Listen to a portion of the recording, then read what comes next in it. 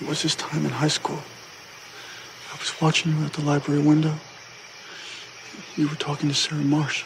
Oh, God, I was so in love with her. I know. And you were flirting with her. And she was being really sweet to you. I remember that. And then, when you walked away, she started making fun of you with Kim Kennedy. And it was like you were laughing at me. You didn't know it all? You seemed so happy. I knew. I heard them. Well, how come you were so happy? I love Sarah, Charles. It was mine. That love. I owned it. Even Sarah didn't have the right to take it away. I can love whoever I want. But she thought you were pathetic.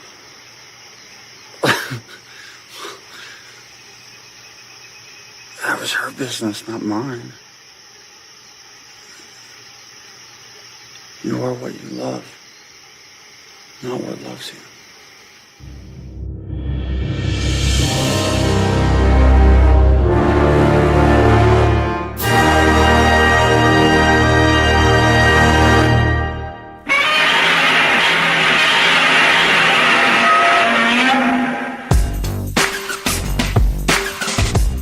What's up, everybody? It is Filmageddon. Once again, I am Ryan, and I have been known to watch a movie or two. With me, as always, is professional film critic and my good buddy, Mr. Cole Clay. What's up, man? Thank you for giving me that proper introduction. I am a professional, and I will own up to that. Hey, with great power comes great responsibility. So, with great writing comes a lot of money. Unfortunately, you have to really... Have you ever had to review a Medea movie?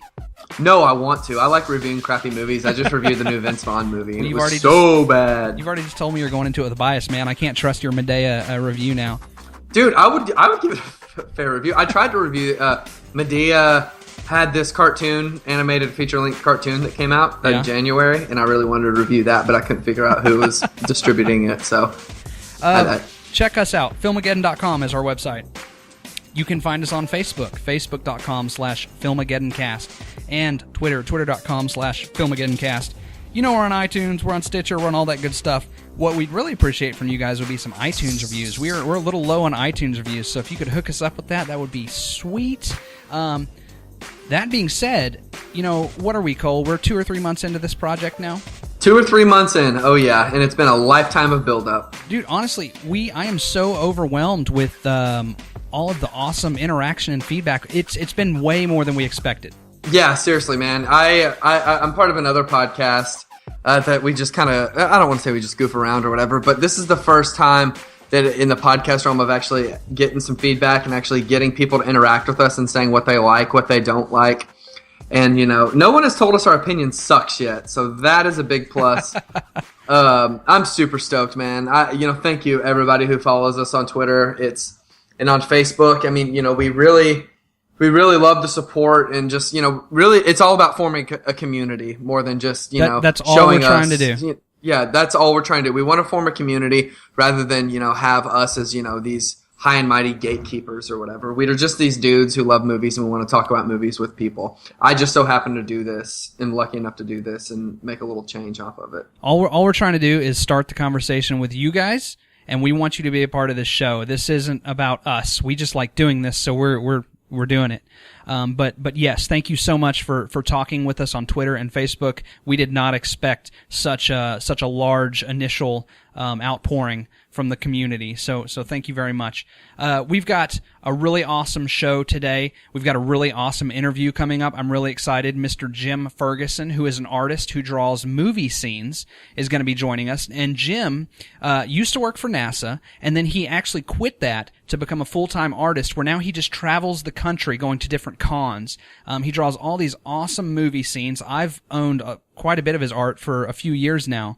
So we're really stoked to talk to Jim about what it's like being an artist full time, and he supports his family on that, and what it's like to travel to Comic-Cons. He's always talking to celebrities. It seems really cool, so I'm really stoked to get him on the horn here pretty soon. Cole, you've seen a movie or two since we last spoke. Is that correct, sir? I have seen I've seen a few, and I can rattle through them real quick if you'd like me to. Yeah, just kind of touch base with us with what have you seen, and what should we be going to watch, and what should we go ahead and steer clear of? Okay, so first one I'll say I saw it a couple weeks ago. It comes out some point in March.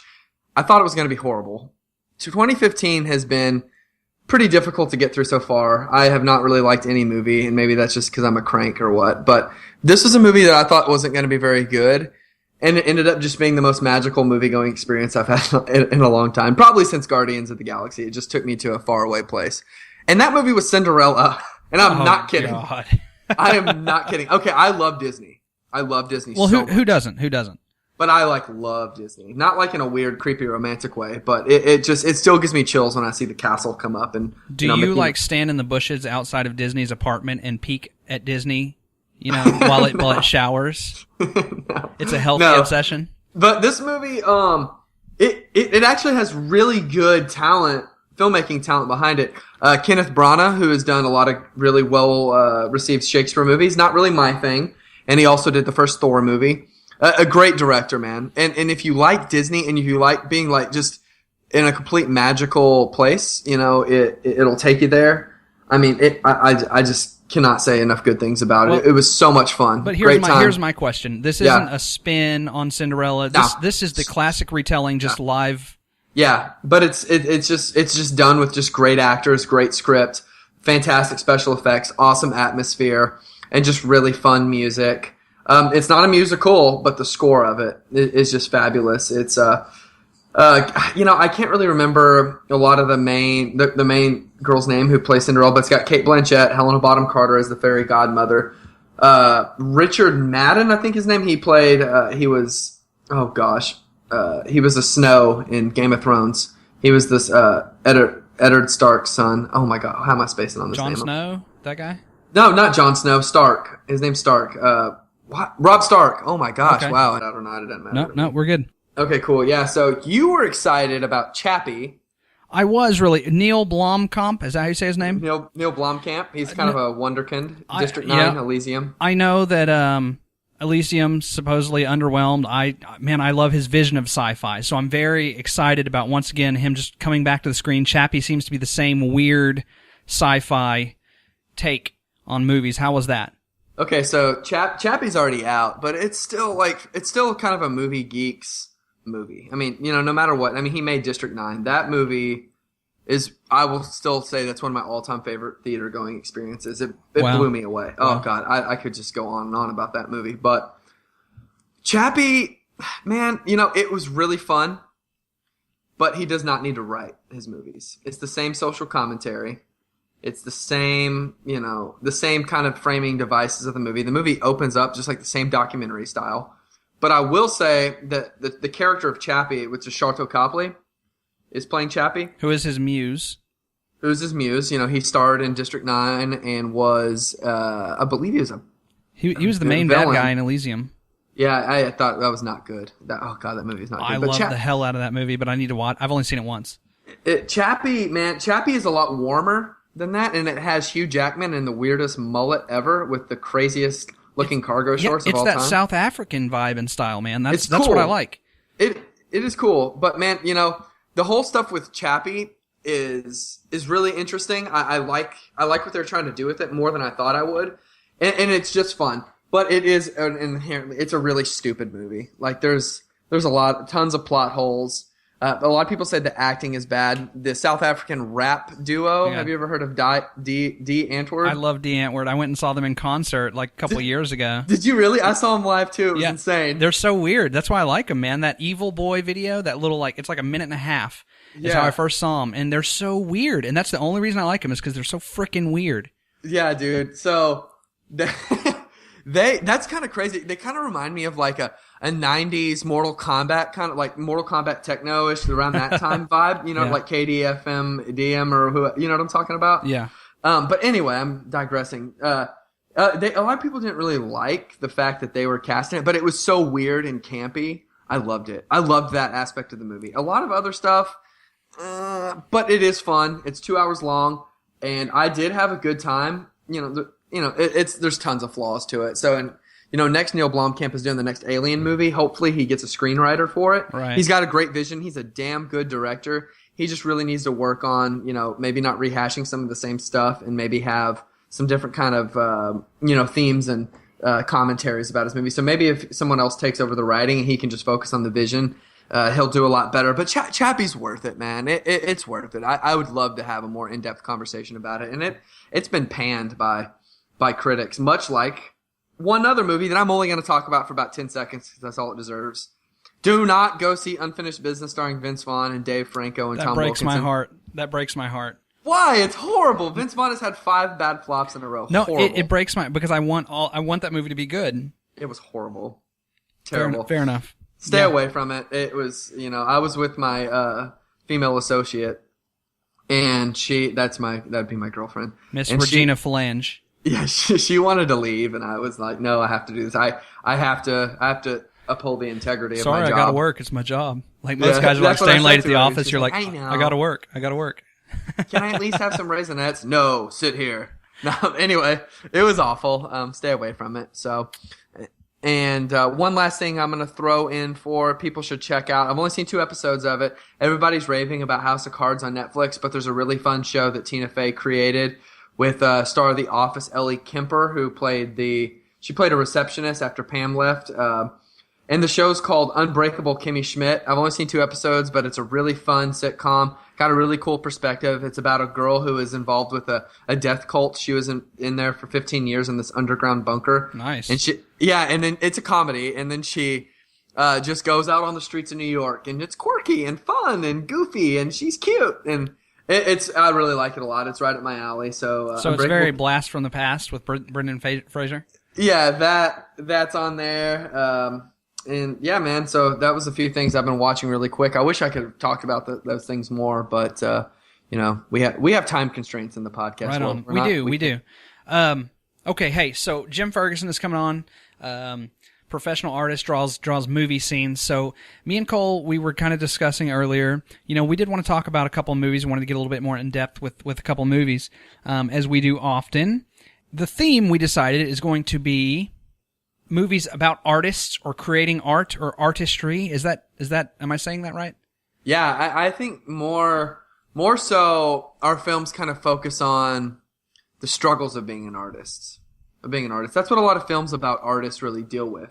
It doesn't necessarily focus on, is this piece of art memorable or is it good, unless there's a film like Ed Harris directed Pollock, where he was about Jackson Pollock, and that's supposed to be about, look how great this art is. But the films that we picked is more so about the struggles, the internal struggle of being an artist, which I can imagine is great even in the world of journalism and podcasting. There's a lot of struggle that goes in creating content, What are some other examples of movies that we didn't pick? Other movies that we didn't pick: Exit Through the Gift Shop, great movie. I love it so much. Birdman, that's a new movie. Sure. Best Picture. Mr. Turner, another movie, new. Amadeus. Amadeus won Best Picture, right? Amadeus did win Best Picture. I've never seen Amadeus though. I have seen Amadeus. I enjoyed it. It's funny. It's a good one, but it's been a few years, so I really can't talk about that with any authority tonight for sure. Yeah, we picked. I mean, at least your film is one that we watched a while back, and it's a little more off the fray. Not a well-received movie, but one I was still interested in seeing again. I was younger when I saw it, and I respect the director a hell of a lot, and it has a fantastic cast. It's indie film, right up my alley. Mm-hmm. Definitely what I like. What was your film? Well, so yeah, you kind of touched on it, but I want to just to let everybody know, this was a movie that we just randomly picked up in like 2007, 2008. Back in the day, me and Cole, we'd go to the movie store back when those existed, and we'd get like these, buy 3 for $20 or, buy 2 for $10. And we'd just go through those bins, and we'd both drop like $50, and then we'd just go home and just watch those for the next like 4 or 5 days. Mm-hmm. And this was, I think, came out of that. Yeah, this is back in the days when people used to actually buy DVDs. So this movie is a little indie movie. The director is Terry Zwigoff. Zwigoff, yeah, absolutely. And what else has Terry done? Well, it's kind of funny. He did. You saw American Splendor, right? Yes. That's actually a real. I didn't even think about tying those together. Right. He didn't direct that, but a little side part of that movie is about the artist Crumb, Robert Crumb, I believe, and he did Fritz the Cat. His first film, Terry Zwigoff, is about that artist, Robert Crumb, and that's a documentary. And that movie is supposed to be phenomenal, and I need to see it. It's like for rent for like $2 on iTunes. That's a Criterion film. It's just the IMDb logline is an intimate portrait of the controversial cartoonist and his traumatized family. So Terry Zwigoff has done a film about that artist, and so he's done now Art School Confidential. Yes, and that was my pick for tonight, Art School Confidential. Can any of you do one single thing that I haven't seen 1,000,000 times before? At Strathmore Institute, She was a Strathmore grad. Oh, just look at me now. you can explore your vision. What advice would you give to a young artist? That's such a stupid question. Feel the power of creativity. Hit the juice. Or simply try to get lucky. Are you serious? You've ever been laid before? You should just find yourself some nympho slut. I just want you to know I definitely don't have AIDS. I mean, I've been tested like 40 times, so I know. The two that came before that you probably know him from is Ghost World, and the biggest one, Bad Santa. Absolutely. More mainstream. That one's way more mainstream. Bad Santa. It is.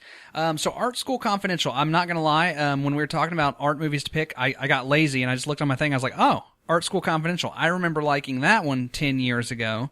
It's got art in the name.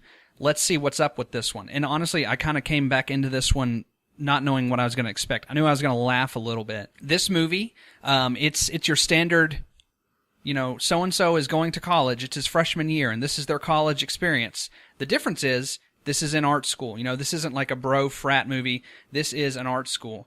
This is a comedy. A little bit of drama. They put some drama in there. It's kind of it's a whodunit. One of the, I guess it's not a subplot. It's the main plot for the most part. Yeah, it ends up being the main plot. There are murders going around campus, and then you're trying to figure out who is the murderer. So it kind of tries to tie a lot all into one movie. Is that accurate? Yeah, the Strathmore Strangler becomes the main part of the main arc of the film, and the film has a great cast. I mean, you have John Malkovich, who's actually really good in the movie.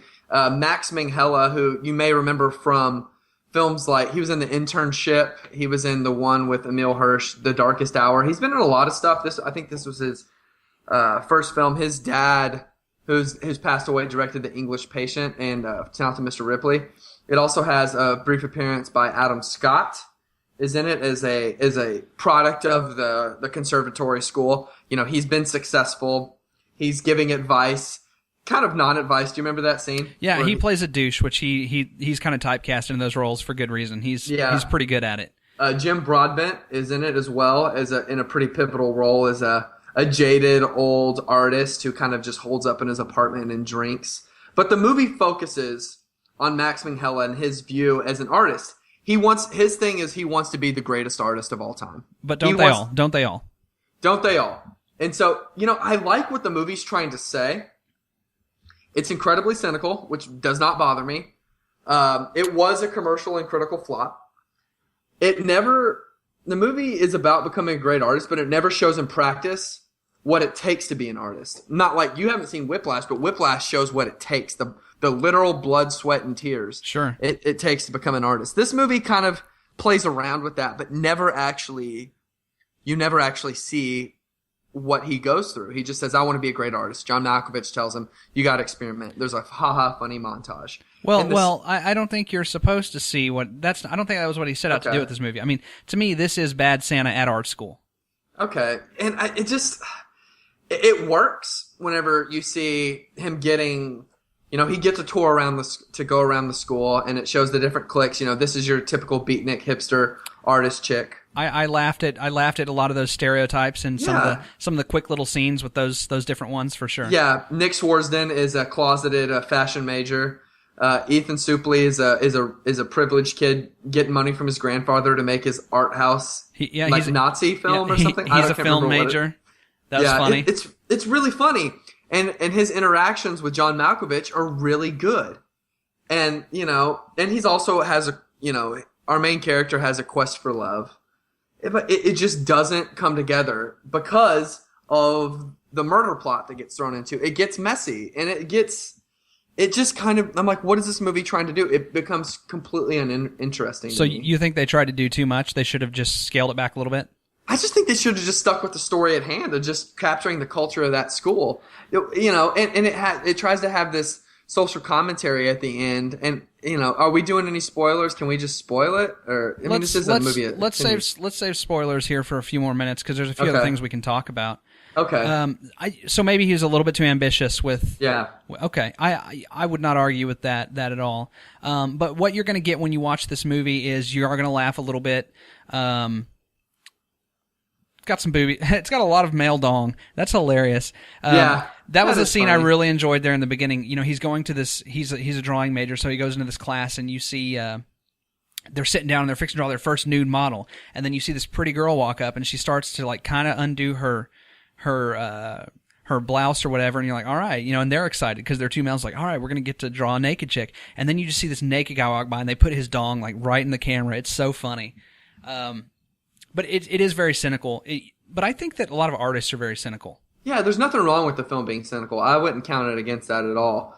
For me, what was so bad about it is it just kind of became misguided, and then it even became kind of preachy at some points. And I'm like, look, we just need to show you. You just need to show us, the mechanics of this institution, how this institution works, what makes it tick. Because you think that this institution would it would rest on the laurels of the products of their institution actually becoming successful, right? Right. So, and it just doesn't do that. It just becomes this weird, messy, caper story that it didn't fit. It just didn't fit to me. It just seemed like a weird jigsaw piece that was just crammed in there. I wouldn't even say at the last minute. It was just trying to do too much with it. And and then there's a love story in there as well, and then it was just all over the place, and it's kind of funny because he hasn't made a film since then. Oh, really? That's it? Yeah, and all of his other work is really good. Meanwhile, the Wachowskis can keep just cranking crap out, every other year, huh? Seriously, yeah, and that's real art right there. Yeah, it's not a horrible movie at all. At least it had a vision. It just didn't really completely capture that vision. Yeah, just maybe it took on a little too much. But a lot of things it did do very well. But then you're right, a lot of things it did not. Who's his buddy? Did you mention his name? Who I saw in Avatar? No, Joel David Moore from Grandma's Boy in Avatar. Yeah. It's always This is definitely one of those movies where you will see faces and you're like, oh, that guy, that guy, and that's fun. Steve Buscemi's in this movie. Steve Buscemi is in this movie. There's also a really good character actor from Texas. Scoot McNairy, he's actually in it for a little bit. He was in films like he was in Argo. He had a brief appearance in Nonstop, and actually no, I didn't see Nonstop. I don't know if that was brief or not. He was in Frank, 12 Years a Slave. I mean, tons of stuff recently, and he's damn good. And he plays like this kind of anarchist guy, wears like a camo jacket around. That's just a member of the school. Let's see, he's in it. Angelica Houston pops up. It has a really good cast. And I think it's a really well-directed cast. I can't really put my finger on what the exact problem was in the movie or the exact moment where I started to kind of lose interest. But the beginning of it, the first 30 to 45 minutes were really good. Really good. Do you think maybe a little bit, maybe some editing might have cleaned it up a little bit? Yeah, probably so. And who am I to say? I don't know the first thing really about, editing, but it just kind of seems like there could have been some that could have been cleaned up. Or just expanded on, expand upon the institution at all. John Malkovich has I couldn't remember, but he has a really profound moment. His last scene, a really good moment where he gives Jerome, which is Max Minghell's character, some advice, and then he just disappears, and he's never returned to again. Then he's just absent from the last 25 minutes of the movie. Well, because then they cut to the whole Strangler story. Yeah, and I'm like, why? How? You've already got me to invest in this. Why are you trying to get me to care about who the Stratmore Strangler is. Well, It's ridiculous. Is John Malkovich a good casting choice for this movie? I understand why he did it, but the thing is, this movie's it's much sillier, and he's just such a serious. Ironically, he's in both of our movies we picked, and we didn't plan that. Is he a bad casting choice? Because while he did a great job, that was another thing I felt didn't fit, because he's so great that he makes everyone else in this movie that's otherwise a little zany, he kind of stands out to me. Interesting, because I thought he was the best part of the movie because of that exact reason. Because of his, you see John Malkovich walk into a room, he can command a room anyway. He even though he can disappear into this role of this, random art teacher, he still commands that room in every aspect. They'll do little workshops. Now, why is Jerome's drawing of this car better than this person's drawing of the car? And those are some really funny scenes whenever the other students are dissecting each other's work. Yep. So pretentious. Yep. And so awesome. But that to me is why he was so good in the movie, was because he did stand so taller. He stood taller than everyone else. I think we have perfectly demonstrated about how scattered this movie is. Uh-huh. I think it would have been great going with plan A or going with plan B, but they just went with some murky middle, and that kind of diluted it. It seems like. Did you think that the Strangler plot was good, or were you like, I don't care about this? Well, let's move into spoilers if that works for you. Yes, please. So first of all, I want to say the scene I enjoyed the most, and this is a silly scene. Yeah, it is. You have the jock guy come in. And he's just a bro. And I thought that was really, it balanced it out. As much as they made fun of all of these different art stereotypes and these people that were not understood by society, then they just brought in a bro. And here's someone else we're going to make fun of at the opposite end of the spectrum, you know? And this guy's an art student, but he just doesn't get it. And he's drawing these simple pictures of cars and tanks. It's hilarious. And everybody loves it, because I think they think that he's really thinking deeply on it, but he's not. Yeah. And so the whole art class is just loving his art, and it frustrates the main character, and that's hilarious to me. Yeah. Sorry, I didn't mean to cut you off. Finish your thought. No. But it turns out that this guy is an undercover cop. Mm-hmm. And the undercover cop, this is one of the big reveals, he's there to try to find the Strangler. But the little plot twist with this guy is, he starts to really love being an artist because he's getting all this praise. And one of my favorite scenes in the whole movie, I laughed for a good 5 minutes, is it's his day off. It's Saturday, and he's home with his wife. He has a new kid, and he's just a bro cop. And he's painting in the basement. And Fountains of Wayne, Stacy's mom, is playing in the background. And he's working really hard on his crappy art, but he's really into it. And you just hear Stacy's mom playing. And if I'm ever having a bad day, I'm just going to watch that scene again. Yeah. And we'll probably even talk about this more with Adaptation, but, he started off not caring at all about the art. And that's probably why it translated so well. Sure. And that's a lot to do with art. If you just let it go and just kind of give yourself over to the art, it actually becomes a lot better and a lot, better for it. Rather than Jerome, who's trying all these different styles. John Malkovich's character is telling him, you got to experiment, you got to do this, you got to do that. So he's finding himself, which of course you have to do.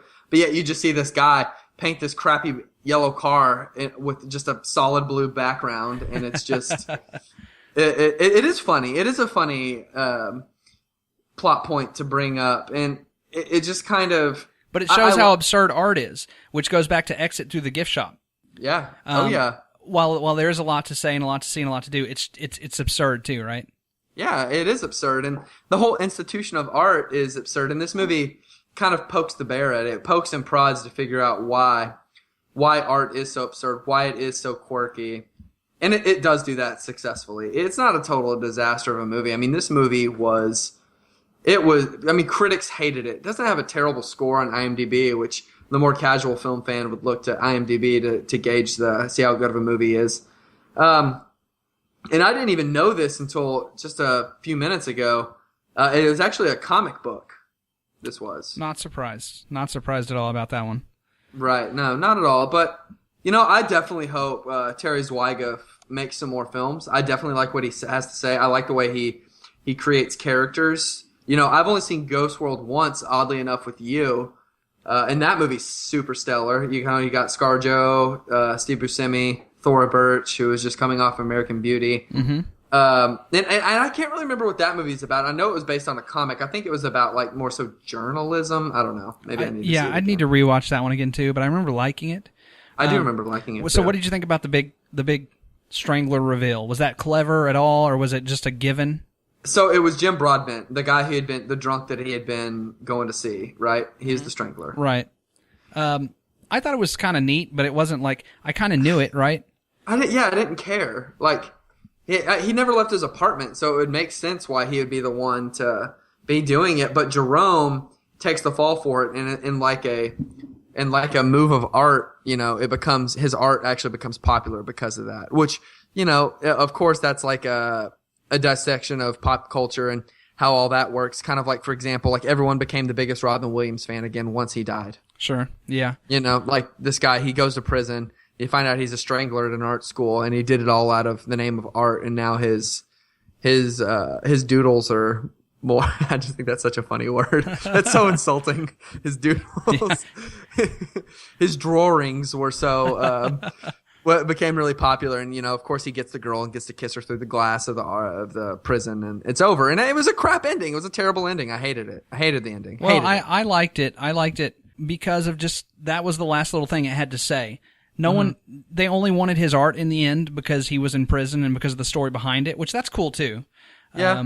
There's a reason that some baseballs you can collect. I'm talking about the actual baseball itself. Mark McGwire hits number 300 or whatever. Sure, that's going to be worth more, like that's cool. Yeah. But that speaks to the absurdity of it as well. But, it, definitely. It's not, kind of talking to you about it a little more, maybe it's because I'm not as annoyed. I'm a week removed of seeing this movie.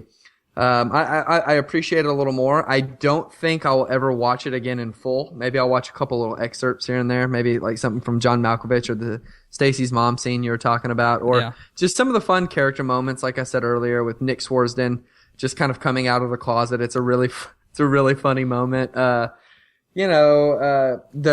The guy he calls his grandfather to ask him to borrow like $3,000 to make his movie, and then his grandfather sits down and watches the movie, and he's like, "I thought you were making a real nice murder picture." Right, yeah.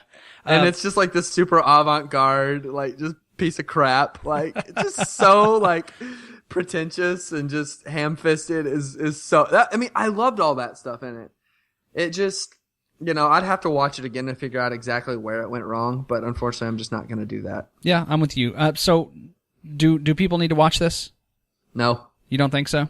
Nah. I'm going to say if you're having a bored Saturday, sure. But here's the deal. There's too many great movies I know you have already not seen.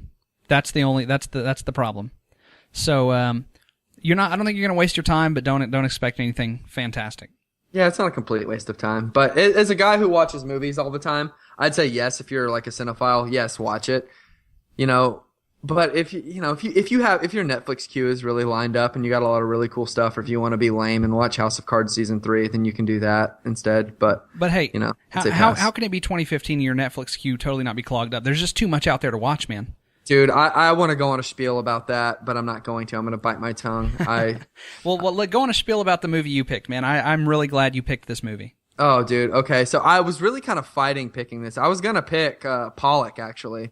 Because I was like, okay, this is a standard movie about an artist. It's a biopic. It'd be kind of interesting to see inside the mind of an artist. And then I got to thinking, I kind of want to use this podcast to catch up on films that I really want to see again. Not to talk about, oh, I loved Pulp Fiction, which is great, whatever.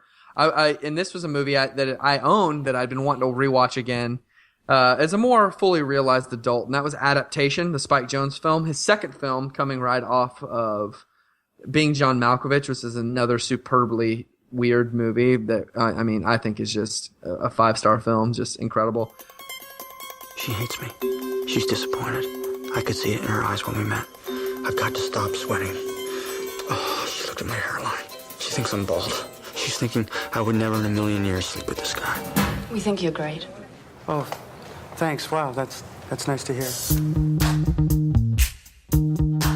To begin, coffee would help me think. Coffee and a muffin. I'm going up to Santa Barbara this Saturday, and I was wondering... Oh. I'm sorry. So I'll just be right back with your pie then. So Adaptation is directed by Spike Jonze and has Nicolas Cage before he went off the rails, or maybe even arguably while he was going off the rails, because his performances are pretty crazy, as Charlie Kaufman. He plays a dual performance as a set of twins, Charlie Kaufman, who actually wrote the film, and his brother Donald Kaufman, who is not actually real, is a fictitious character. So let's stop right there real quick, and let's just take that in, because this movie was a lot to take in. It is a lot to take in. I like you have not seen this movie since 2002, 03. I remember not liking it back then. I so enjoyed it now. But the writer wrote a movie about himself and his fake brother. Right. Okay, carry on. Okay, so this is just what the IMDb plot description says, and I think this really sums it up well, as most of theirs do. A lovelorn screenwriter becomes desperate as he tries and fails to adapt The Orchid Thief by Susan Orlean for the screen. Now, the book The Orchid Thief by Susan Orlean is a book about flowers and about, I guess it's about a woman. It's an autobiographical tale about a woman played by Meryl Streep, is Susan Orlean. She doesn't have any passion in her life. Now imagine trying to adapt a book about somebody who has no passion, okay? He struggles with it every day. His inner monologue, as you heard on the trailer, he's always wondering, am I sweating? Am I doing this? Am I doing that? Should I think about this? Should I think about that? Nicolas Cage's inner monologues in this film are really funny. I can definitely relate to him. We all have this crazy anxiety that goes on, about this and that. And you think that this guy who writes these really intricate films would be a really sharp, very articulate guy, and he couldn't be any different than that. So you see him as he does things like he goes to a pitch meeting where he gets pitched the film by Tilda Swinton to write the script. And she just says, we want you to do this, we want you to do that. So she works for the studio. I never got that clear. Does she work for the studio? Yep. She and him, so Charlie Kaufman in this movie is he's a screenwriter, and the studio gave him this movie. They're like, we want you to adapt this for the screen. And so she does. So she's kind of his boss, right? And Ron Livingston has a role as his agent or something of that. Right. Yeah. But see, for me, that part is just kind of the cogs in the wheel when it comes to this film. This is just to get the gears going. Where the film really, really, just rests upon is the relationship between him and his brother. And a lot of it takes place. He's stressed out while, they're making Being John Malkovich at the time, and he's having a furious case of writer's block. But his brother Donald comes to live with him for whatever reason, and he's writing a script as well. And this is the part I think that you and I both really loved a lot. Yeah, so Charlie Kaufman is a successful screenwriter in this movie, and in real life, I guess, but in this movie. But he's a nervous mess inside. And like you mentioned, man, just to buy a donut, you'd hear 20 lines of dialogue of him sweating and freaking out, not wanting to do the wrong thing, and it's just miserable being him. But he's successful. Now, his brother on the other end, same age, it's his twin brother. He's a mess. Nothing in his life is together, but he lives life very carefree.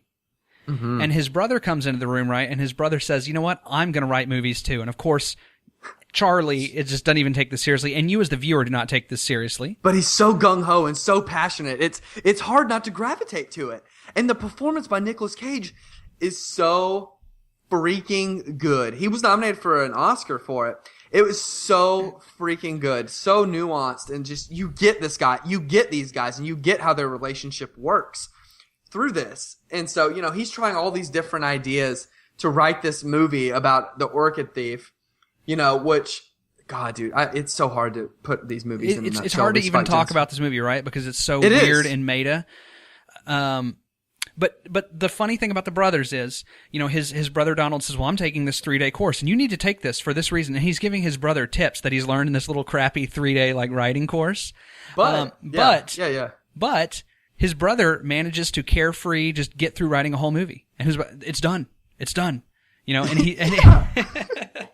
It's so funny, dude. He's breaking all these screenwriting rules and just playing into all these tropes, and Charlie's just so mad. And then, he finally breaks down and actually goes to the seminar and gets a lot of really good insight, And this whole time, we'll read, Charlie will read little excerpts from The Orchid Thief, and then that's when it goes inside of the story where we actually get to interact with Meryl Streep's character, who Nicolas Cage actually starts kind of obsessing over. Yeah, and that's a whole second storyline in this movie. And it's hard to explain. I mean, if you're listening to us talk about this, you've seen this movie. You have to have, or you're just not going to really know what's going on. Yeah, but what's so genius about it is, we talked about the last film about Jerome and how he was trying so hard for the sake of his art, but the bro cop was just kind of not giving two shits and was creating something that was really popular among his peers. Now, Charlie is trying to overthink everything, but yet Donald is just throwing all this against the wall, playing into all these tropes. And he ends up, I don't want to give it away, but his script ends up being successful for him. Yeah, and he carefreely got through writing the script, the whole process. It was easy for him, all because while Charlie Kaufman is a nervous mess on this end of the spectrum, his brother is the exact opposite. And his brother is... Right. See, I almost was wondering if his brother was even real. I started to do a Fight Club and see if I even saw him talking to the same person. Maybe it was his split personality. Yeah. His brother is a mess on the other end of the spectrum. But because he's so carefree, he's that bro who just gets away with life. Like, life is successful because he's oblivious to... And they say in the movie, he's oblivious. He's so oblivious and so carefree that he is successful, and it works for him. Yeah, it does. And it's funny, he ends up starting to date... Maggie Gyllenhaal. Ooh, who was looking good back then too, man. Yeah, and it's funny because he shows up to the set and he's like, "Oh, look, I told you not to interact with the actors." He's like, "Don't." And then it's like Catherine Keener walks by and she's like, "Oh, hey, Donald," and he's just like, "What the hell?" Because they're on the set of Being John Malkovich, right? And because his brother's so carefree, everybody just loves him. They're talking with him. Yeah, this movie is something that I will revisit for many years to come. But we kind of digressed off of the Meryl Streep storyline and how that intersects with Nicolas Cage. So she's writing the book. Nicolas Cage has never met her. He sees her in the book jacket, and he this is kind of where he finds his passion. He sees, he falls in love with her, so to speak. But she's been, the book is about her interactions with a guy named LaRoche who follows these, he hunts these orchids, these really rare orchids with these Indian tribesmen.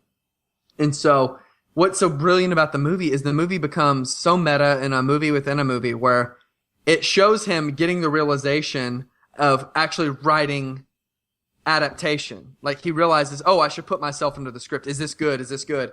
And, it's breaking every rule, but it ends up being good. And so the movie is pitched as an adaptation of The Orchid Thief by Susan Orlean, but it's really an adaptation of an adaptation. Yeah, it's... Whew, I mean, I can't imagine... I think it was episode 2, when we did The Brothers Bloom. Right. And that was when I instantly realized, because you've done this for a while professionally, and I've always watched movies, but my watching of movies and talking about them kind of always stopped with just, did I enjoy it or not? And sure, just because I watched so many, I felt I had some things to say sometimes. But when I had to really sit down and take notes and start to be able to talk about these movies and not sound stupid, The Brothers Bloom was the first time I realized this can be tricky sometimes. Yeah, and this movie is tricky, man. It's really tricky to talk about. And I, that is really kind of what's such a credit to the writing of the film and the direction of the film. I mean, Spike Jonze has been making, he's only made 4 feature films, and all of them are incredibly layered. They're definitely really well articulated, which is probably why, he doesn't really make films very often. Her came out in 2013, the end of 2013, Where the Wild Things Are was 2009, and Adaptation was 2002. So there's a 7-year gap between Adaptation and Where the Wild Things Are. And, his first film, Being John Malkovich, was 1999. And so he knows what he's going to say. He's in no rush to be prolific and to create one every year. Much kind of like, actually, not even like, but, like James Cameron. James Cameron is a guy just like that who's going to really take his time to figure out what, he's going to do and what his film is going to say. And this movie really articulates all that really well, And it's really not even that confusing of a film. It's just a really layered, nuanced film in the best possible way. Like you see some films... I can't even think right now of a film that's just incredibly confusing. I hear the one, Charlie Kaufman's directorial debut, Synecdoche, New York, starring Philip Seymour Hoffman, is a really confusing film. but is also really good. So it's kind of like that. It's kind of like this film especially is kind of like a Russian nesting doll. You know, those nesting dolls where it's the little one, then you open it up and it's the bigger one and the bigger one. Right. And then it starts off as just like this guy is a little bitty nesting doll. And then he's writing a script. That's the bigger one. Then the bigger one. And then, and then you actually get to the actual, then it's a movie inside of a movie. And that's a bigger one. And then the biggest one is us actually conceiving the movie and us as viewers taking in the movie. So that's the biggest doll. And then if you just really strip it away, you see all these different layers, As Shrek put it, it's like an onion or whatever, it's... Yeah, and I think that's a good way to put it. And I think that's a testament to the writing and the directing. It is. You're right. When I realized that this was a thinker, when I was going to have to up my brain a little bit to enjoy this or talk about this, I was worried that I wasn't going to be able to enjoy it. I instantly went to, well, I'm going to have to try to figure out what's going on so much that I'm not going to enjoy this movie. Man, I had a great time. Oh yeah, especially the middle chunk of the film. The beginning you're getting to know Charlie and you're getting to know his quirks and all that. But whenever you get to the big center chunk of the movie is, the stuff with him and his brother. And that to me is where the heart of the movie is, especially because the way the movie climaxes, and I'm not going to give it away what happens at the end, but Charlie does get some, he gets some gall, pulls up his bootstraps and he actually, does, God, I'm trying to not spoil it, but the plots of Meryl Streep writing the book and Nicolas Cage writing the screenplay to her book intersect seamlessly, very nicely. Because, keep in mind, the movie, yes, it is about Nicolas Cage, but Meryl Streep also has a pretty good chunk of screen time where they kind of, and then they just kind of blend together to become one film at the end for the climax of it. And, the movie breaks all of its own rules too. It says, don't have voiceover. That's lazy. Don't have a car crash. Don't do this. Don't do that. Don't have this action scene. But the movie does all that. It breaks its own rules, and it's awesome. So let's kind of move into spoilers. Okay, let's do it. So here's what I picked up, and this is the thing that I thought was the most clever about this movie. This is one of those movies where you put your guard up, and you're like, this movie's not going to fool me, but it will. Mm-hmm. Much like the Brothers Bloom we talked about in episode 2. The thing he's battling is he wants to make a movie, and he wants to make it not Hollywood off of this book. But the thing about the book is the characters don't evolve, and it just kind of peters out, and that's the kind of the movie he wants to make. But he's having problems with this because, as the teacher said, that's not a movie. Right. Okay, so then he gives in. Charlie Kaufman gives in. His brother, who had just sold his script for $1.5 million, his totally bonehead script, he says, will you come to New York and help me? What you need to realize at that point is Charlie Kaufman stops writing the movie. Because that's how that movie was going to end, is no one really evolved and no one changed. Donald took over at that point. Because what happens at that point? Then there is plot change, and it does turn into an action movie. And they do wind up in the swamps, which that movie never was going to go that way a million years. No. So Charlie stopped writing that movie, and then it turned into a Donald movie for the last 30 minutes. Wow. Okay. And it totally changed gears. And I thought, Jesus, if this just couldn't be any more heady and just awesome. Now we're listening to Donald. And it was Donald's movie because there was the cheesy plot twist and we're in the swamp, but there was also character development and character change that they just shoot in at the end anyways because Donald took over. Donald helped Charlie with his script. Yeah, I love that. It's kind of, the movie's kind of saying, who's to really knock, and I will knock this director, Michael Bay versus, Steven Soderbergh, an art house director, And there's a great quote from the movie. It says, you are what you love, not what loves you. That's what Donald says to Charlie. That's a perfect description of art. So I'll say it one more time. I love it. You are what you love, not what loves you. I love movies, but that doesn't mean that it's a really, man, that's a really hard line to even dissect and appropriate that to my own life. But it's great because it's like, yes, I love Boyhood, but that does not, man, I don't know. I'm still wrestling with this film at all, which I think still really kind of shows that's a testament to the film because we're still thinking about this movie. Yeah. And that's going to cause me to keep thinking about this movie. Is that line? It stuck out to me for some reason, but I don't even know in myself why that line was so important to me. I feel like, I've got a lot to say about this movie, but I also feel that I probably should have watched it a couple times to really be able to speak with authority about it. But I think, that can be anybody. Leonard Maltin's going to have to watch this movie 2 or 3 times to really talk about it, you know? Mm-hmm. But man, but what speaks to this movie is that I don't care if you understand what's going on or not. And I think most people, you're going to be about 50-50. You're going to kind of understand what's going on and you're kind of not. You're going to enjoy it either way because the characters are fun and you will laugh. And you will enjoy the ride, whether you know what's going on or not. That's very much how I felt about like Donnie Darko. I had no idea what was going on, but I just enjoyed the characters so much. It didn't matter. I was having a good time. Right. Yeah, because if you have good characters, you know, the actor and the character is the most important to a film, most important element to a film. And, you know, this film really treats that with the utmost respect. People laugh at the fact that Nicolas Cage is in films now, but if you look back, it's movies like this and you know, one... like The Weatherman, another movie where he does a lot of voiceover work. It's really good. Underrated, man.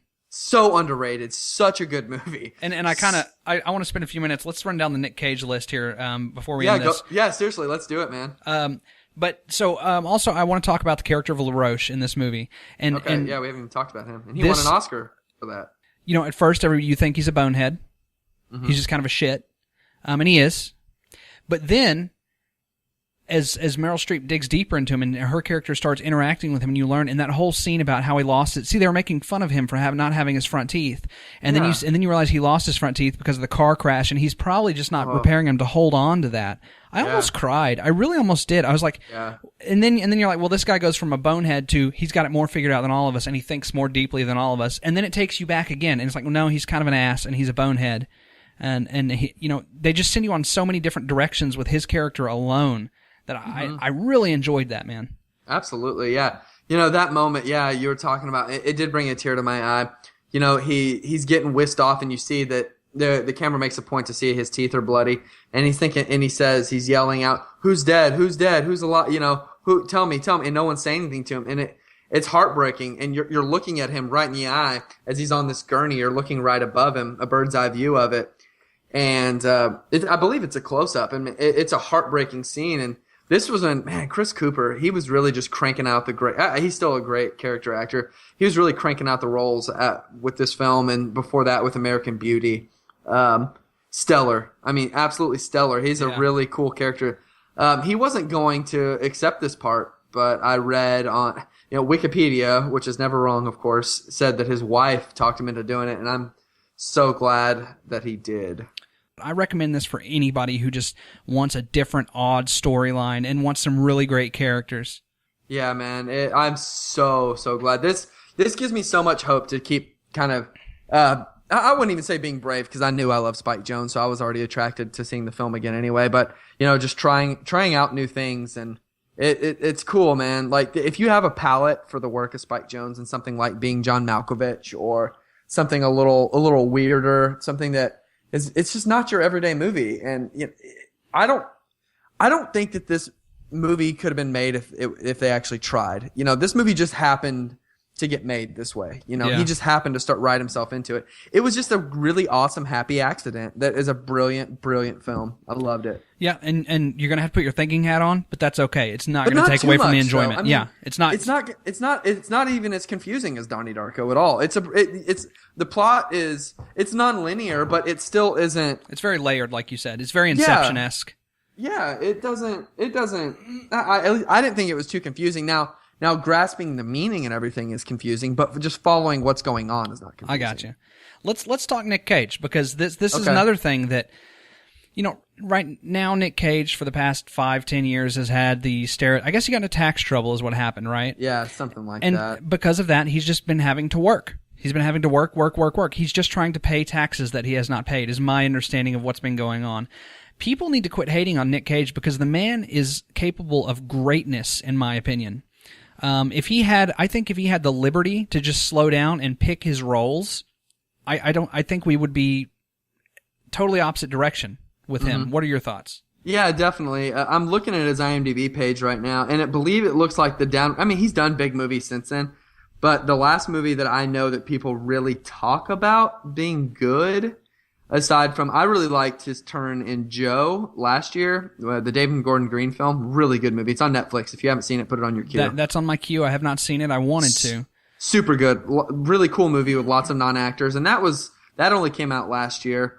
He was in Kick-Ass, and in between there. His role in Kick-Ass was fantastic. It was fantastic. He did Bad Lieutenant Port of Call, New Orleans, which is super weird Werner Herzog movie. I was a little scared to watch that one personally. I haven't seen it in like 6 years, but the last one that I think is maybe really widely revered or a box office hit, Lord of War, was a really popular film. Jared Leto also is in that one, does a great job. Oh gosh, yes. And then the last box office hit that I can really remember is National Treasure, and that was 2004. Were those good? Everyone talked about those. I've never seen them. They seem fun. In 2004, I liked it. I guarantee 2015 Cole would stick his nose up and be really smug about it. And also, who can forget Nicolas Cage's awesome uncredited cameo as Fu Manchu in the segment Werewolf Women of the SS from Grindhouse. God bless. That was gold. The girlfriend has not seen Grindhouse, but I mean, as with everybody, she loves zombies, so we're going to be rolling through those pretty soon. Dude, oh man, God, I keep wanting to go on these random tangents. I was about to nerd out about my Grindhouse DVD or Blu-ray copy that I have. He won the Oscar in 1995. And he was in really fun movies like The Rock, Con Air, Face Off, 3 of those back to back to back. Even good romantic comedies. It Could Happen to You. That's a decent movie. I like that, where he wins the lottery ticket and he couldn't leave the tip for his waitress, so he gives her half or whatever. I'm going to make a point to whatever theme or something we talk about coming up. I'm going to bring up The Weatherman, and I would ask everyone who has not seen that to please watch The Weatherman. With Nick Cage. That is that's just quietly one of my favorite movies.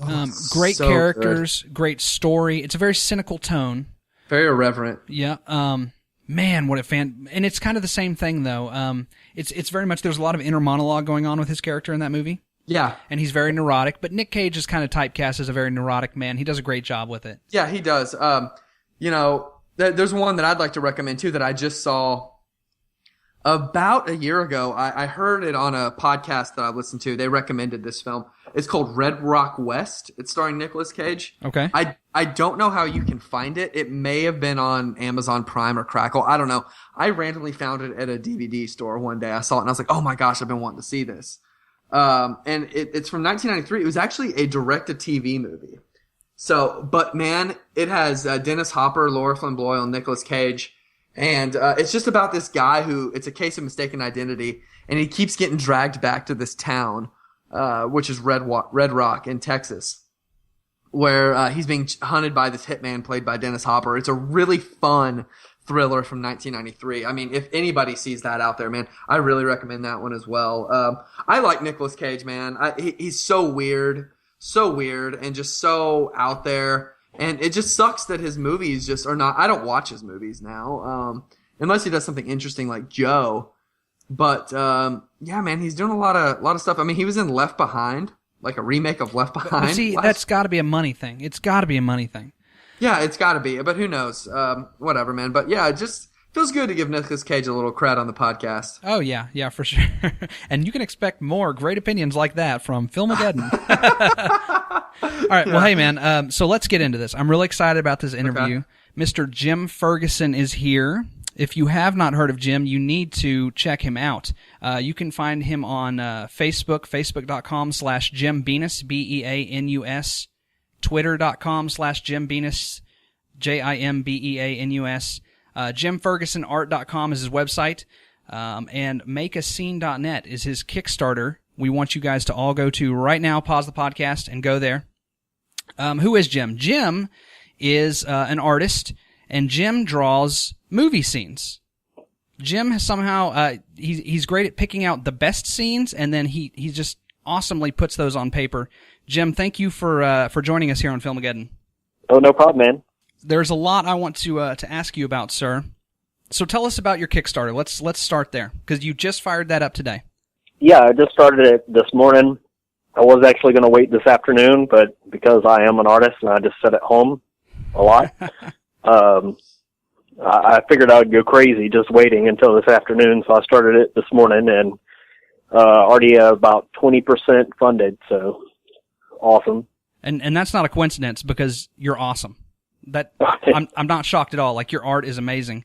The first time I discovered Jim was, I guess, 2 or 3 years ago at the Austin Comic-Con, and my buddy comes over to me and he holds up this print that he had just purchased of the clever girl scene from Jurassic Park. And, it's Robert Muldoon, and he's sitting there and he's looking down his gun, and then you just see a frickin' velociraptor like staring at him, man, and he's fixing to be lunch. And I was like, I gotta go check this guy out. And I went over to Jim's table, and it's all the most gnarly movie scenes you've ever thought of, and he draws them all. Was that the 2012 or the 2013 show? I want to say it's 2012. But it's all a blur to me. It's got to be a blur. That was my very first convention was the Austin one, 2012. Actually, major convention. Like, I did a little tiny one back in my hometown, but yeah, that was like my first one, and I barely had anything then. Tell us a little bit about yourself, Jim, because so 2012, like I said, was your first convention. So have you always been an artist?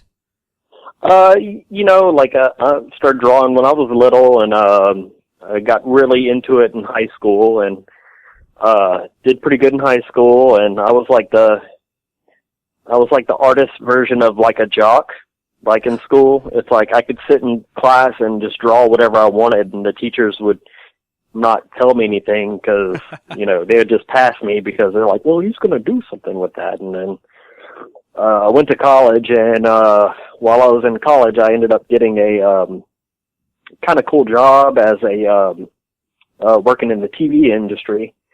I did mass control and cameras and audio for a TV station, for an NBC station. And while I was there, I was like, well, I already have a job, so I kind of dropped out of school and didn't worry about any of that anymore.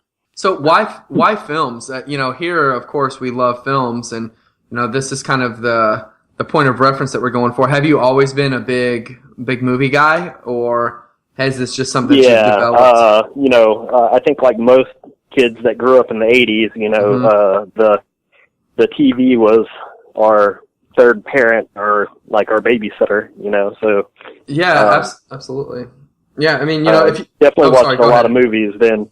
Yeah, so yeah, I mean, like in especially the 80s, I'm pretty sure we all grew up in the 80s. You had all the Amblin films and all the Spielberg films, and the tail end of the Star Wars and all that. So that was like a huge point of reference. I think we talked about it in another episode, the summer of '82 and all that stuff. So that's kind of like pretty big deal, and it just, to me, the scenes that I've noticed is I love it because Ryan was talking about he covets the clever girl scene. It's not. That's what I love so much, is that your scenes, it's not the T-Rex footprint. It's something obscure and esoteric like that, rather than, it's not Ted peeing in a urinal. It's Sam Jones and Mark Wahlberg flying in that dream scene. Like, to me, that's cool. That's what people really want to see. Not everybody wants to have, the same iconic scene from every movie. People want something different, and that's what I think is probably, aside from the art being incredible, I think that's why a lot of people are so drawn to your work, and that's what another aspect of it I really admire as well. I end up doing like some of the more iconic scenes just because that's what people think when they see a movie, but the ones I prefer are the ones that reach out to the fan of that particular movie, like one of the very first ones I did, actually kind of how most of this got started is I drew a picture from Die Hard, and then a friend of mine from high school was like, oh, dude, I'd buy something like that. I'm like, it's for sale.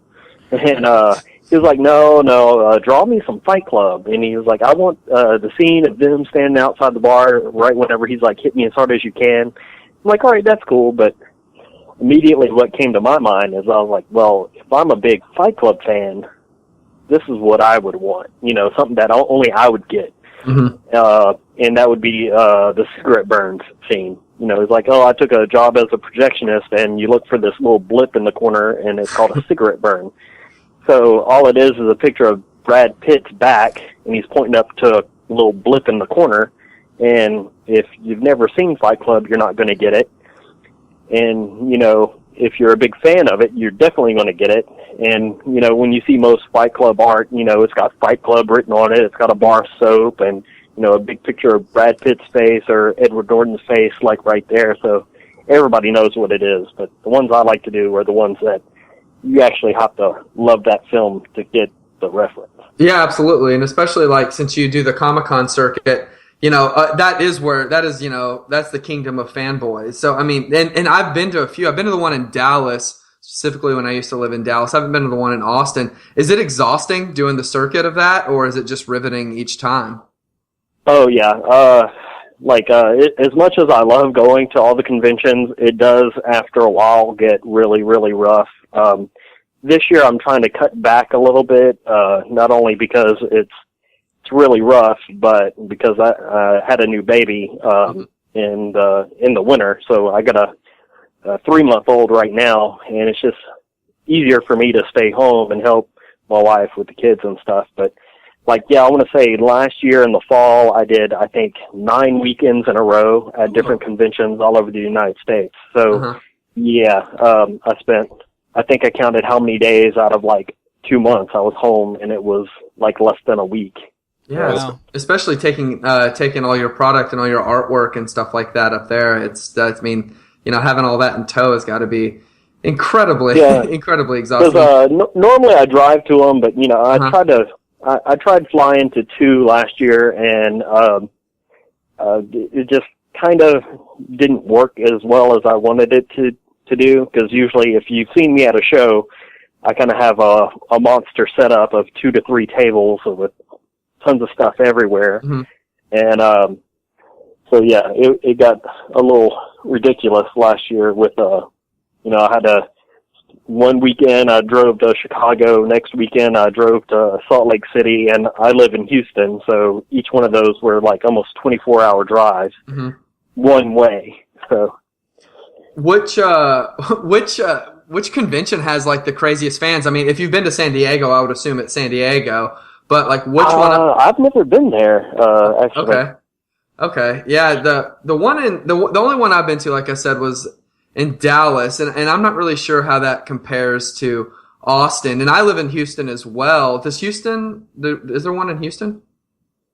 The Comic Palooza one in Houston is actually my best convention. I don't know if it's because I'm here in Houston, so I have a little bit more of a following, or if it's just a good convention. I don't get to attend conventions as a guest, so I don't know, how fun it is on that side. But for me, I mean, it's awesome. Number one, I get to go sleep in my own bed every night instead of, at a hotel somewhere. So, but as best fun conventions, Chicago's always fun to go to. I guess my favorite one is probably Alamo City in San Antonio, actually. It's got, lots of awesome fans there. The guys that put it on are really good, and then Dallas is always fun too. So here's something I wanted to ask you about. I gotta know. Totally unrelated from movies or what you're doing now. So first of all, congratulations. It's been 1 year, right? That you've been working successfully as a professional artist. Yeah, pretty much 1 year in 2 or 3 days. Congratulations, sir. That's awesome. Before that, what did you do? Before that, I was a video engineer at NASA at the Johnson Space Center. Amazing. I did mission support for the shuttle program, and then and the ISS programs. That's crazy. So, dude, tell us about working at NASA. What's that like? I saw some photos of you in zero-G flights, like you were floating in the air. Yeah, that's something that I did not know I was going to get to do when I got hired. So that was a really neat bonus whenever they're like, oh yeah, by the way, our group flies zero-G flights, and you are one of the more in shape people. So they're like, how about you give it a go? So I flew something. I looked the other day. I think I did something like 20-something flights. I was weightless for about 5.5 hours total. And so that really, I forget all the details about it, but it was pretty awesome. That really puts into perspective, like if you're working at a call center, they're like, hey, we're going to give you beer on Friday afternoons. All right, our job's cool. No, Jim Ferguson floated in air. That's awesome. That is. Yeah, and it was it just shows you, I guess in a way it kind of puts into perspective how bad I wanted to be an artist. Because, walking away from a job that, I was there for 8 years, working at NASA, and then leaving it was one of the toughest things I ever had to choose to do. But, I always wanted to be an artist, and so that's what I'm doing. That's awesome. So let's go back to, you talked about your first con. So what spurred you to, you're like, hey, I'm going to go ahead and give this a shot. I'm going to try it out once. What was your game plan, or what was going through your mind the first time you decided I'm going to take this on the road? I had, with working at NASA and having a family and everything and having a cool job, I quit drawing for about 7 or 8 years. Didn't draw at all. And just kind of, but it always left this thing behind. It's like, that's what I wanted to do. And I just always felt like there was something missing. So, I'd sit down with my little boy to draw, and my stuff looked awful, and his looked about as good as mine, and he was like 6 years old. And so I'm like, oh God, the one thing that I loved to do, that I was good at, I just kind of threw it away. So, at that point, I started drawing every single night, no matter if it was 10 minutes, 20 minutes, if it was a doodle or whatever. And so, drawing that much all the time. So from March, when I did my first set of 3 movie prints, to when I took it on the road, I think at that point I might have had maybe 30-something prints.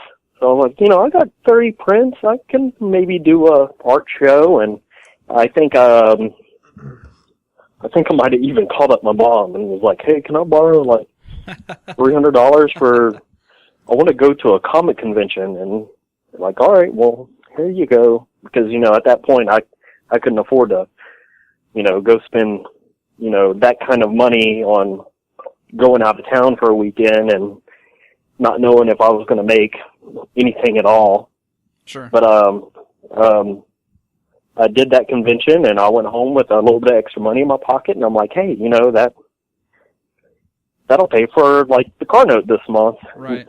On top of making that $300 back. So, and then I had talked to people there, and they're like, oh, well, there's another little show over in Houston. Why don't you do that? And then, oh, there's another one in Dallas. I'm like, oh, these aren't far. I can go and set up there and do stuff. And it just really, it snowballed quick. It went from, every year, like if somebody would have said, oh, you're going to be drawing anything, I would have laughed at them. And then a year later, if somebody was like, oh, well, you're going to be doing conventions, a few times a year, I would have laughed at them. And then they're like, oh, you're going to be standing in an art gallery in Hollywood next to Simon Pegg and Nick Frost. I would have laughed at them. And then, it's like every year it was like, all right, well, what's going to happen next? Because it was just such a crazy, kind of like a crazy ride of things I never thought would happen. And that's what's so awesome. It's like, as we've seen, your Kickstarter's only been live since this morning. You can already see that people are, it's even gone up since we got on the phone with you. People do, people do love, what you're doing. And it's also awesome for people who are listening.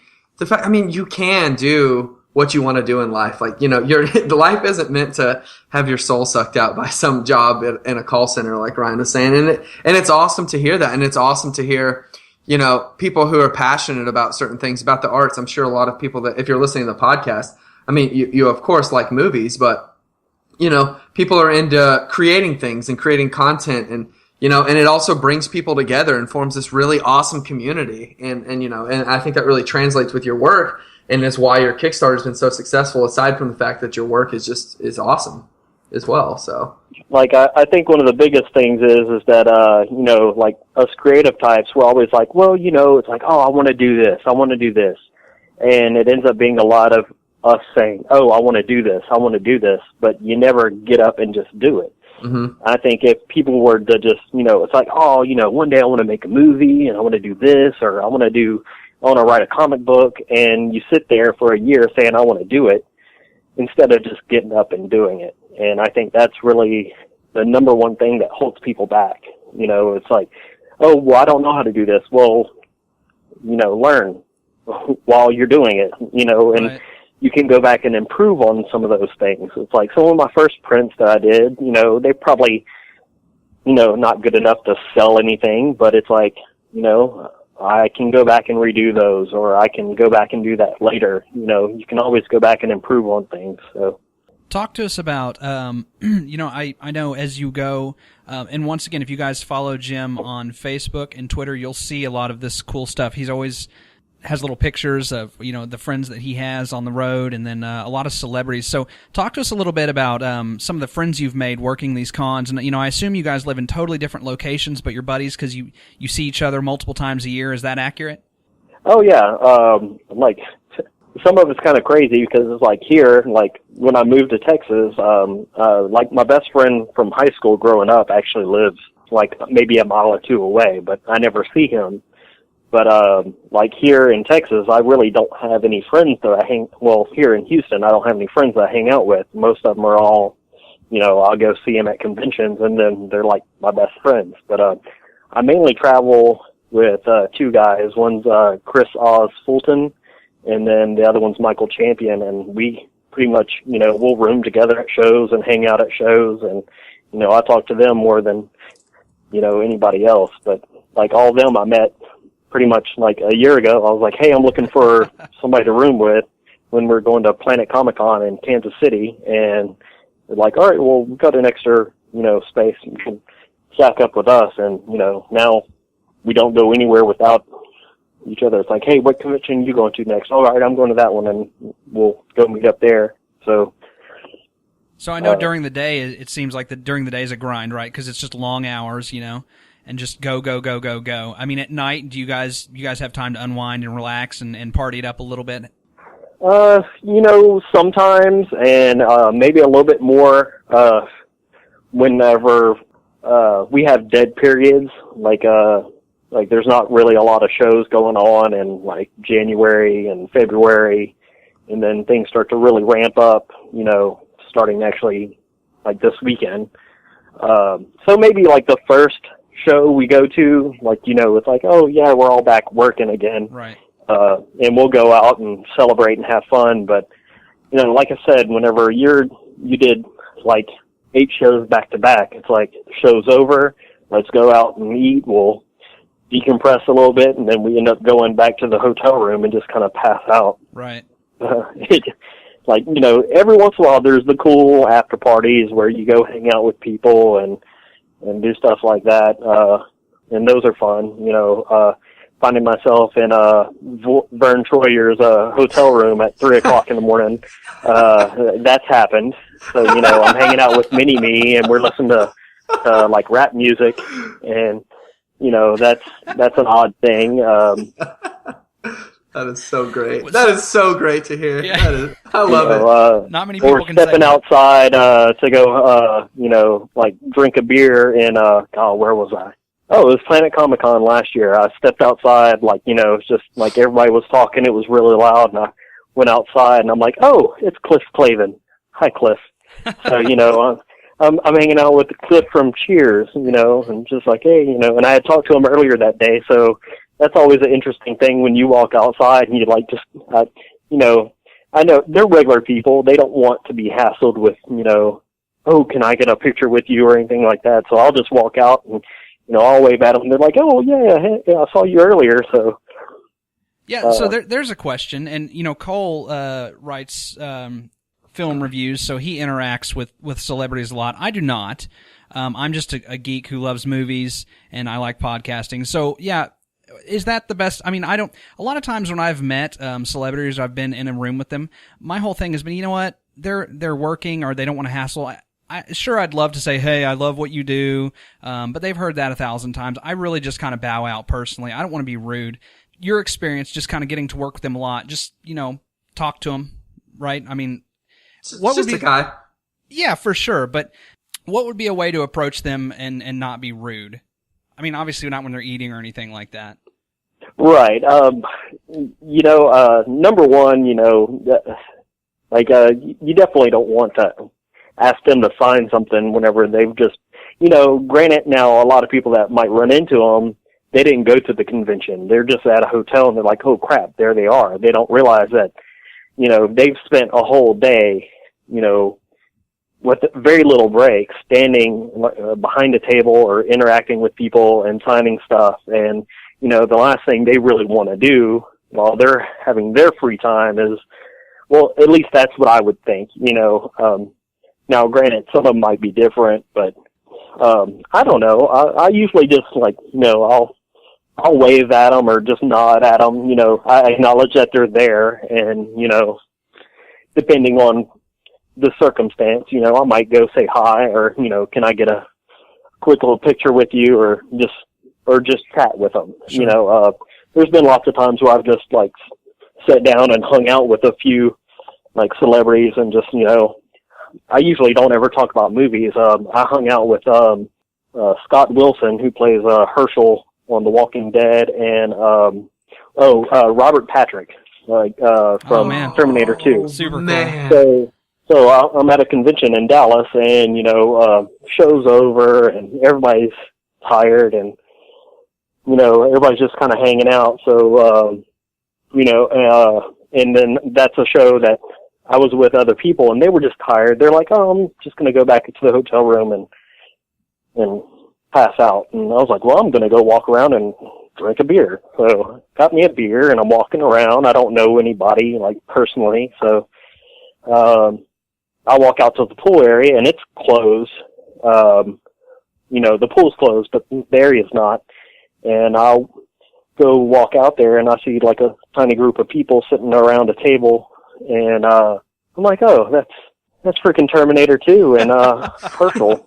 So I walk over there, and I actually recognize some people that I met earlier that day. So instead of going straight up to them, I went and we're talking to the people that I knew, and I nodded at the famous people, and then after hanging out for about 20-30 minutes, there was a spare seat at their table, and I sat down with them, and we talked about traveling and motorcycles with Robert Patrick, and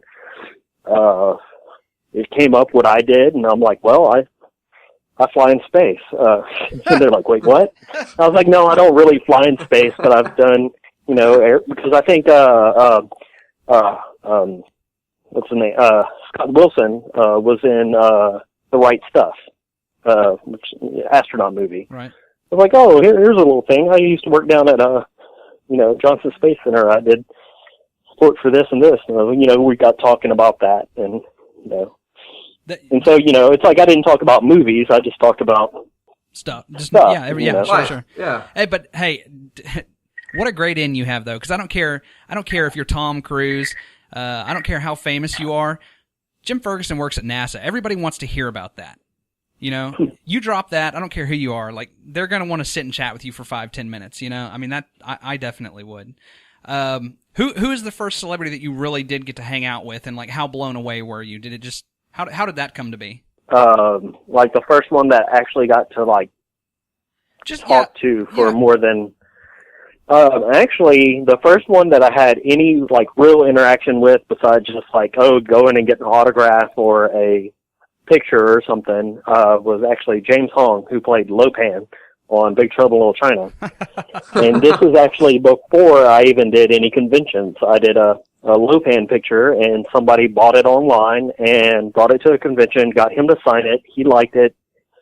He gave the guy his email to give to me so I could email him, we started email correspondence back and forth for a little bit, and we worked out a deal. He signed 60-something prints for me and signed stuff for my kids and lots of cool stuff like that. And one fun thing, though, is that he's an old guy, and, computers are maybe a little different for him. So when he would write to me, he would write in all caps.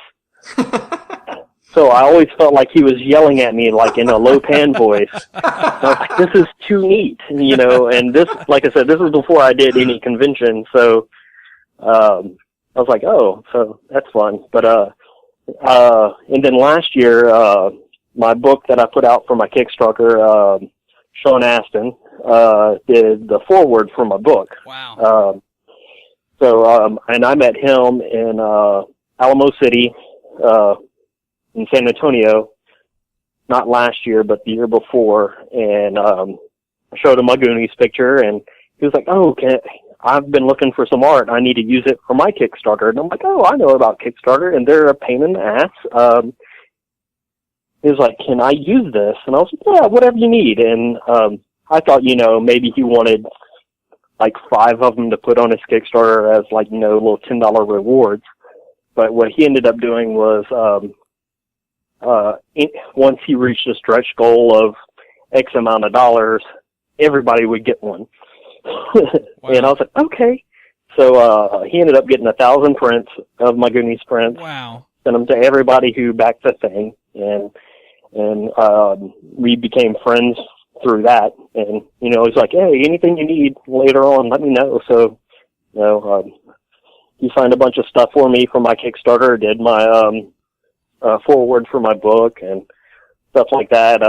He guilted me into, well, I don't want to say guilted me into, he called me a baby and some other stuff about running this 5K in Louisville, Kentucky. And I'm dressed like a 1970s, like, or early 80s Coke dealer. You know, I'm wearing like a corduroy jacket and like some pointy shoes and stuff like this. And he's like, oh, you got to run this race. And I'm like, look how I'm dressed. He's like, don't be a baby. And I'm like, so I ran a 5K dressed like, all because I was like, I'm not going to have Rudy call me a baby. So, you know, I did that one. And then there's been, I've been invited to a couple of barbecues where, you know, the Hulk was there, like Lou Ferrigno and Peter Mayhew. That's Chewbacca. So I'm a little guy. I'm like 5'5" maybe.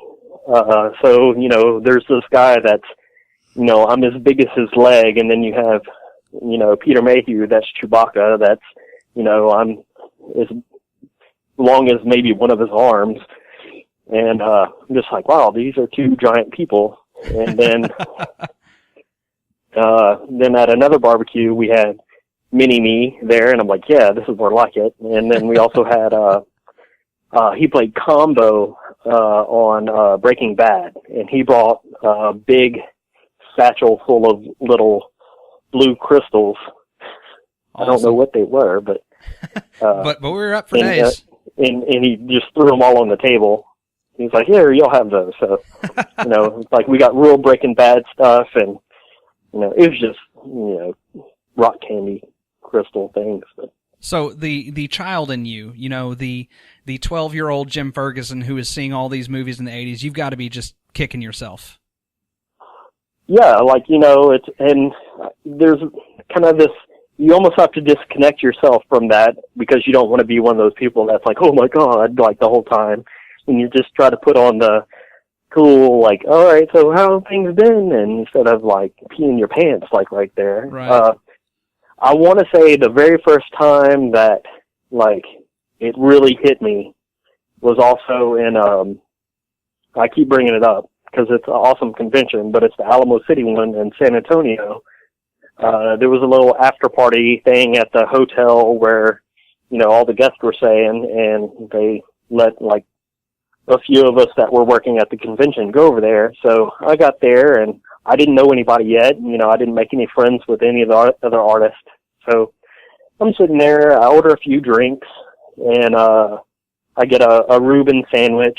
And as I'm eating the Reuben, like, this was before Peter Mayhew had his double knee replacement surgery. They wheel him out there on his wheelchair, and we're not at the same table, but he's at the table like 2 feet from me. Like if my chair would have fell over, I would have hit him. I'm like, oh my God, Chewbacca's like 2 feet next to me. And I look over, and there's Dirk Benedict, that was in the A-Team and Battlestar Galactica. I'm like, oh my God. it's over there. And I look inside, and there's Adam West.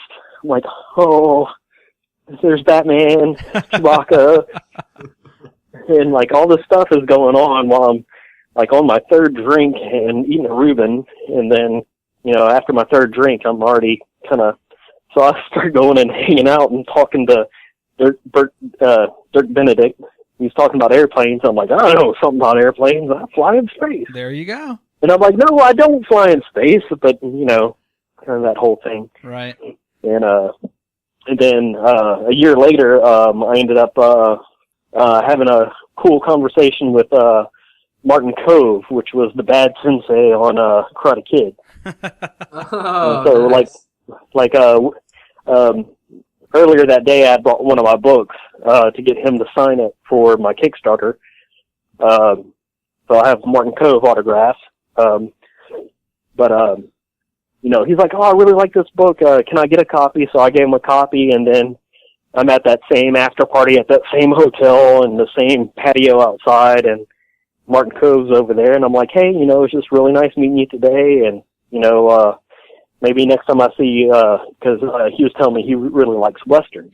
He's like, well, if you end up doing some Westerns, you let me know so I can look at those. And I was like, all right, well, so he gave me his email address to, you know, send him anything if I ever get anything like that. And he's like, oh, come outside with me. And he wanted to smoke a cigar. So we're sitting out there smoking a cigar. And this always happens when I'm sitting with somebody that's famous or talking to them. There's always people that come up and they're like, oh, I'm sorry, I don't mean to interrupt. I'm like, well, yeah, you do, because you're interrupting us. But yeah. Go ahead. So, you know, they're always like, oh, you know, can we take a picture with you, and or all this, and then we start our conversation again. So this happened once, then it happened again, and then the third time, you know, a young couple comes up, and I'm like, go ahead. They're like, we don't mean to bother you, but are you Jim Ferguson? I'm like, wait, what? And they're like, oh, can we take a picture with you? And I'm like, holy shit. You know, I can't believe this is, excuse me, sir, Martin Kove, bad sensei. I have to go and talk to these people. So it gave me some street cred right there. You know, I think somebody might have been just messing with me. Yeah, going, I think Peter Mayhew, Peter Mayhew was messing with you? Yeah, and he's like, hey, you go tell him that he's... That's, no, man. You fully deserve all of that recognition, and once again, to the people that are just listening to this the first time, you need to check this out. JimFergusonArt.com. Let's talk about real quick. So, Making a Scene 2014 is the Kickstarter that released today, and I want to reiterate what made me fall in love with you personally and professionally is the scenes you choose. So, for instance, Guardians of the Galaxy, I think one of the first ones I saw Jim put up was not the Guardians of the Galaxy, it was Michael Rooker's character. You know? Right. Yep. Who is a very interesting, awesome side character that everybody loves, and everybody loves Michael Rooker. So, you make awesome decisions when it comes to that. So what are some of your favorite ones? I can't take the credit for that one, though, because I made friends with Michael Rooker at all the conventions, and his agent said, hey, you know, we have Guardians of the Galaxy coming out, and we don't have anything for his table for him to sign. Oh, okay. Can you somehow make something? And I'm like, well, the movie's not out, and I'll usually like to watch the movie so I can pick something. So I had very little material to work with, but I've found that scene from the movie. Right. Like, I don't know if it was on the trailer or something, but I found it, got it made, and as soon as I sent it to his agent was like, Marvel just put out a full one-sheet, Yondu only, like, official movie poster. And I'm like, son of a bitch. I was like, I can't, you know, compete with an official Marvel poster, you know. Like, if I did an official Marvel poster, then maybe, but, you know, whenever it's something that, you know, this is like official Marvel merchandise, you know, people want that usually before right something else sometimes. So they're like, well, we're not going to use it, but tell you what, Sean Gunn's in that, and I also represent him, so he'll use them. So if you ever go to a convention where Sean Gunn is at, which is James Gunn's brother, which directed Guardians of the Galaxy, he's like Yondu's right-hand man, the one like right next to him in the picture. Okay, super. But he has them all at his table.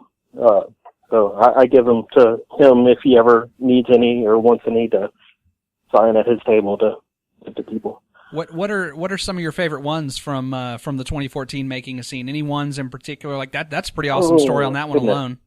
See, this year, and that's like another thing too, is that with the 2014 stuff, a lot of them ended up being commissions because I do commissions for the Kickstarter. So I think 15 out of the 40-something of them, so almost half were commissions. So they weren't necessarily ones that I would have picked. But the good thing about doing commissions is that it pushes me into other areas that other people would like stuff. So sure.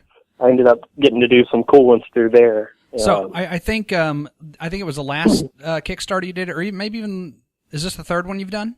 Yeah, this one's the third one. So I only did 2 really before that. I think it was the one. I think it was 2 back. That's the Kickstarter I purchased from you was a scene commission, and I went ahead and did the Pride and Prejudice rain scene for my girlfriend, and she just, Jim, you were kind enough to send us the original actually. I don't even think we did a print, so thank you very much for that. You did not have to do that. I know, because what happened was somebody had commissioned that one. But I used to do a deal where it's like, tell you what, I'll do a commission print for you. You commission the scene, I'll give you a print, but I'll keep the original. So I ended up having the original left over. But that one was originally a commission because, it's like me doing Pride and Prejudice. I don't know if that's something that I would normally. What? Yeah, I got to do that movie. My girlfriend, I haven't done Beetlejuice yet. So. Exactly. She bawled. She loved it. And that was a great present for her, and it's hanging in our house for sure. But you know what, man? I really just wanted like the original Ninja Turtles movie, And it's like, crap, I wasted a Jim Ferguson commission on this one. But I love her, so great. That's great. But I do plan on doing a Ninja Turtles one, hopefully soon. Like that's one of those things. It's like I'm picking up all these commissions like right now, so it's going to be a while before I get to some that I handpick, but I have one picked out for Ninja Turtles coming up. I got another one for Spaceballs I want to do, and then another one from Beetlejuice. Not another one, a first one. I haven't done any from that one yet. The shows are ramping back up, so what are you hitting next? What are the next few shows you're going to be at? Let's see. The next one is Planet Comic-Con in Kansas City. And then I come home and then I go to a smaller one, here in Texas in Waco. And then it's still kind of slow right now. I take about a few weeks off and then I do another one in, Lake Charles, Louisiana, which is my hometown. And then after that I head to C2E2, which is in Chicago. Awesome. And then I think as soon as I come back from that, then I have like 3 or 4 of them in May that I'm doing. And then the summer's still kind of open for now. Hey, we're going to put all of the links for all of this on our website, Filmageddon.com, but I want everybody right now, especially check Jim's workout. JimFergusonArt.com is your website where you sell most of that. Is that correct? Actually, my primary website is the Etsy shop. Okay. So that one's like www.etsy/shop/Jim Venus. But almost everything is on the Jim Ferguson art page. I'm just not as quick at updating that one as I am the Etsy one. I got you. And then Facebook.com/Jim Venus is your Facebook art page, I believe. Yeah. Twitter.com/Jim Venus. Hey, if nothing else, just follow Jim because it's really cool to like. I got to see Michael Rooker sign all of these things that he was talking about. And it's cool to just follow him and just kind of see what he's doing as he travels the country. Who's the little guy from Star Wars? You're taking pictures with everybody. That cracked me up. Yeah, that's my little sidekick mascot, Salacious Crumb from Return of the Jedi. I picked him up at a show and posted a picture online, and people seemed to like him. So I was like, well, I don't like taking pictures with celebrities, but I like having pictures of celebrities. So I started bringing him to shows, and it's like, hey, you want to take a picture with this little guy? So I got him with, probably 60, not 60, that's probably about 30 different celebrities. That's awesome. So yeah, that cracked me up. Last but not least, support Jim's Kickstarter right now. This is actually where you're going to get some really great deals on his art, and you're going to help him out with his next Making a Scene book. So makeascene.net is the URL there. All right, and I got a question for you, though. Yeah, what you got? What would you like to see me do? Oh, dude, Ninja Turtles original movie all the way. The scene when they're on the scene in the first Ninja Turtles movie where the Foot have invaded their lair, and then this like gnarly like 80s synthesizer music starts playing, man, and it just like pumps you up, and then like Casey Jones is going. That would be a cool one. Like Casey Jones he's like pressing the lever to like crush the shredder. That would be tight. But there's that one scene when they're on the roof and like Shredder has just kicked their ass, and then it's just like a scene of I think all four of them just standing right there just glaring at him. I love that, man. It does it for me times 1,000. See, the one I got picked out that I plan on doing is them sitting around the campfire. That would be and Splinter pops up in the blue smoke. I mean the blue flames, which I think would be really freaking hard to try to draw. Hey, like man. the blue fire, but it's a. I will buy Sean Astin bought 1,000. I will buy 1,001 of those. I will personally buy 1,001 of those. Well, hey man, we appreciate your time, and thank you for joining us here on Filmageddon. We'd like to have you back here, here in the future if that's cool with you. Yeah, anytime.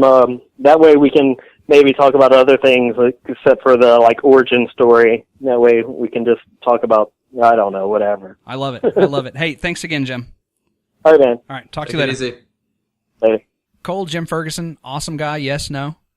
Yeah, dude, of course. He was really fun to talk to. I was really shocked at how many scenes he had drawn. I had been introduced to his work by you, and it was really cool talking to him. And just kind of like, most of the time, I just kind of like to kick back and just listen to his stories. Yeah, he's in your hometown, man. I'd love to buy that guy a beer one day, maybe when I'm down visiting.